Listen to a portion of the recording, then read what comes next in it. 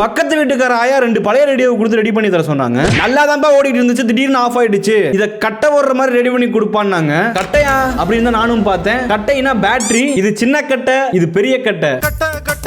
முதல்ல அந்த சின்ன கட்டையில என்ன ப்ராப்ளம்னு பார்த்தறலாம். உள்ள ஓபன் பண்ணி பார்த்தா உள்ள ஒரே சரியான தூசியா இருந்தது. ஐபி அடிச்சு க்ளீன் பண்ணிட்டு பவர் சப்ளை கொடுத்து பார்த்தேன், எந்த ஒரு ரியாக்ஷனும் இல்ல. உள்ள உத்து பார்த்தா சோனி சிப் இருக்குது.